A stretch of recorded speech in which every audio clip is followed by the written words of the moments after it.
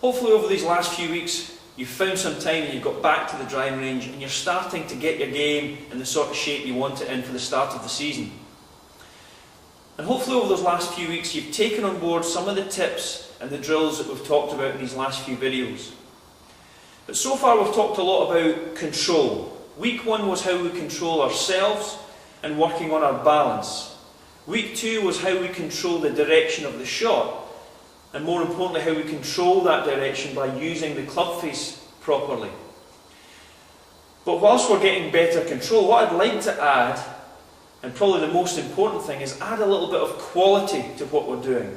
And that quality improvement I want to see in how you strike the ball. All too often I'm asked in lessons, I want to be able to hit the ball further. Why do the good players always seem to hit the ball a lot further than I do?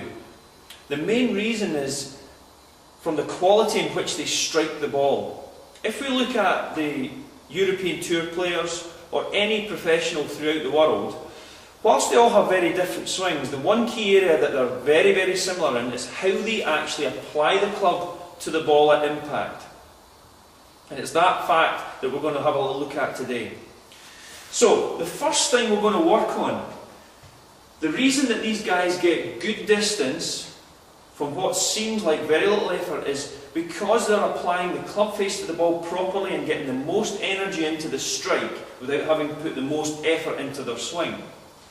And the secret to that is that when they swing the club, if we use a right-hander as an example, the left arm and the body weight work together to pull that club into a position where it's ready to strike down on the ball. So, pre-impact, they get into a position where the left arm is almost over the ball, but they've still retained all this wrist angle and all this energy into the club. From that very short distance, then all that energy is released as the left arm keeps going, the body weight keeps shifting, and then we get the snap as the club head's delivered. Now, if we freeze frame that, we get this position here where the left arm is driving forward, the shaft is then leaning forward, the weight and momentum from the body is pushing in behind, so all the energy is going forward on that club, which means that the club head is going very much down as it strikes the ball. You'll notice from this illustration, as I push that way, the shaft's leaning forward, but so is the loft. It's a lot less lofted now than it was at address. So that strengthening of the loft is going to produce a lower, more penetrating flight, all going to give you more distance.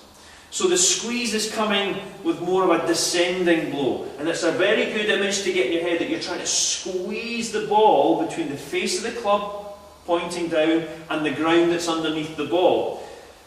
From there, everything just continues to release. The arms roll over like we suggested last week with the club face control to that toe up position. But the journey down and through the ball has been very much one of squeezing the ball between the face of the club and the ground. So I'm going to show you a little drill that you can use first of all. I really advise you to try the drill without hitting a golf ball. Main reason for that is we're going to shorten this club right down and have all the grip showing above our hands.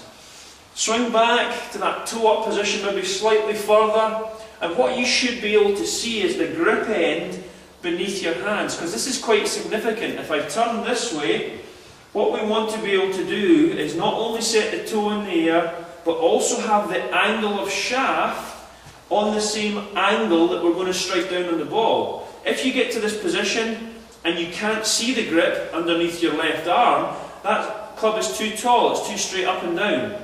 If the club is leaning and the end of the grip points way out over the ball, has no significance to where the ball is, that club is in too flat a position, too rounded a position. They don't have any relationship to where the ball is. So we need to see the angle of the shaft is matching up with where that ball will be on the ground. So that's the club in a good plane position. Now, what we can use the end of the grip to do is to show when we release all this energy. So we drive the left arm and the butt of the club toward the ball, then toward the target. We then allow our weight to shift in behind it. So we get this driving force from the left arm and the body, and we get into this position here where the shaft is very much horizontal to the ground, the butt of the club is almost pointing to the flag, and we've kept all the wrist angle. Now from there, down to the strike, we snap the club head and that wrist angle, allow the forearms to squeeze and roll together, and we get into that position there. Now you notice that the shaft and the grip end disappear under my left arm, the left hand is almost opposite the left thigh, the weight is shifting into this left hip, and all the pressure is going behind the club. So we go from this position, the snap, and then the release of the toe back up, and we get that nice squeeze down through the ball. So that's using the drill to get the feel for that. But what we want to do is be able to translate that into how we swing at a ball. So the first thing I'm going to do is show you a little drill without a ball that will give you some good feedback. At the driving range we tend to find these little black tee pegs that we can hit off. I'm going to use that as my imaginary target. It's not the ball in this case. What I'm going to do is set my club up about a club head behind that black tee peg. I'm going to take my stance and I'm going to start to swing, but my focus is going to be, can I hit the black tee peg with my follow through? I'll do it nice and slow to begin with, so we swing back, through the motion, we start down, we try and drive that left hand toward the ball, and the weight shifting into the left leg, and then as we snap, the club head will travel down to where the ball would be, and into that black tee peg. So we go back, we come down, and we snap through that black tee peg. So for me to hit the black tee peg, my club has had to still move down through impact. So I'm squeezing into the ball. The trick with that is not to then start getting into a situation where you're just chopping at it in order to hit the tee peg. So if that's something that you're wary of, use an old head cover or the basket at the driving range and pop it in there to stop you chopping at the ball. Now we can swing freely through the right line. Again, one club head behind the tee peg, take your normal stance, and as you make the swing, you're focusing on trying to drive through past where that ball would be and hit the black tee peg. We go up and we hit the tee peg. So you can hear that sound. That's the sound of me going past the ball but still driving down. And all the time we're trying to get that feeling that the club is approaching the ball on the way down. We're still doing that whilst releasing the club face to get the control over the direction. But what you'll find is your strike will all of a sudden be a lot more solid.